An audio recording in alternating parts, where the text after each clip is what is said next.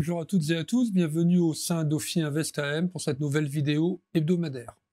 Alors on a eu une semaine marquée par deux éléments très importants, des marchés actions qui sont au zénith, puisqu'on a au moment où on se parle un Eurostock 50 et un CAC 40 revenus à leur plus haut historique, et on a des marchés obligataires qui se tiennent aussi très bien, puisqu'on a un emprunt 10 ans allemand autour de 2,2% et un emprunt américain autour de 4,2%. Les deux choses sont d'ailleurs corrélées, mais on reviendra dessus. Alors pourquoi c'est cette détente des taux qu'on connaît depuis plusieurs semaines maintenant? Parce que les derniers chiffres montrent un ralentissement de l'économie mondiale, même si aux États-Unis c'est un peu moins vrai, et que maintenant les marchés anticipent que les banques centrales vont être agressive dans l'année à venir, mais dans le sens de la baisse, puisqu'on anticipe maintenant que la BCE sera la première à baisser ses taux dès le mois de mars et qu'il y aura sans doute 5 baisses des taux au cours de l'année 2024. Aux États-Unis, on a un petit peu repoussé le moment de du déclenchement de la baisse, ça serait sans doute autour du mois de mai, d'après les marchés, et à peu près 4 baisses des taux. Ça voudrait dire que d'ici la fin de l'année 2024, on reviendrait en dessous de 3% pour les taux, le taux de la cour de la BCE et autour de 4,5% pour la Fed. Alors, le mouvement nous paraît assez naturel, c'est-à-dire que la hausse des taux est derrière nous, ça paraît assez clair, que les prochains mouvements seront donc de la baisse des taux de part et d'autre de l'Atlantique. En revanche, c'est une question d'ampleur et de timing.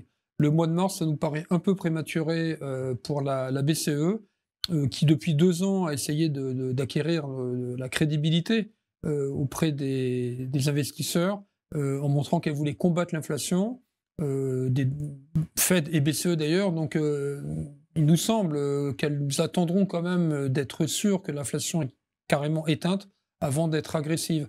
Ça veut dire que oui, il y aura de la baisse, pas forcément avec autant d'ampleur, en tout cas sans doute un peu plus tard que le mois de mars, et on pense que ce serait plutôt au courant de l'été, toutes choses égales par ailleurs.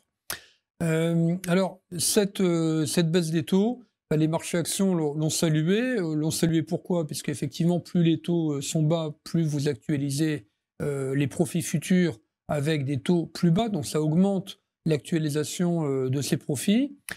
Ça rend aussi les placements alternatifs moins attrayants. Effectivement, quand vous avez une anticipation de baisse sur le marché monétaire, le taux sans risque, évidemment, est toujours sans risque, mais avec moins de rendement, donc rend plus attrayant les actifs actions. Et puis surtout parce que cette baisse de la croissance qui génère cette baisse des taux n'est pas accompagnée pour l'instant de révision en baisse des profits. Alors il faut dire aussi que depuis quelques semaines, il n'y a plus de publication, on est bientôt à la fin de l'année. On verra dès la mi-janvier quelles sont les premières estimations de résultats annuels 2023 et surtout les prévisions 2024. Et c'est à partir de là qu'on verra si les marchés actions avaient raison ou non de se réjouir et d'atteindre les niveaux actuels que réellement nous n'avions pas anticipés. Nous n'imaginions pas que nous aurions une 13 à 14% de hausse en Europe en à peine 6 semaines. Donc encore une fois, hausse qui est uniquement la traduction de la baisse des taux qui elle-même traduit le ralentissement de l'activité.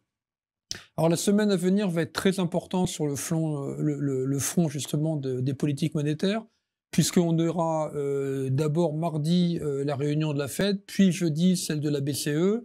Donc évidemment qu'il n'y aura pas de mouvement, on s'attend à aucun mouvement ni dans un sens ni dans l'autre, mais on s'attend à des indications des deux côtés pour savoir effectivement quel sera le timing de la première baisse des taux et essayer d'estimer l'ampleur de cette baisse des taux. Donc il y aura, au-delà donc du résultat, où il n'y aura absolument aucun changement, c'est le discours des banquiers centraux qui sera scruté. Toute parole, toute intonation sera scrutée, analysée par les analystes. Donc ça veut dire que la semaine prochaine, on aura beaucoup à commenter. On aura commenté ces résultats de Banque centrale et on verra si d'ici là, il y a des mouvements sur les marchés actions, mais aussi sur les marchés de taux qui ont quand même anticipé très largement cet assouplissement monétaire. On aura l'occasion de reparler de tout ça la semaine prochaine et en attendant, je vous souhaite à toutes et à tous une excellente journée.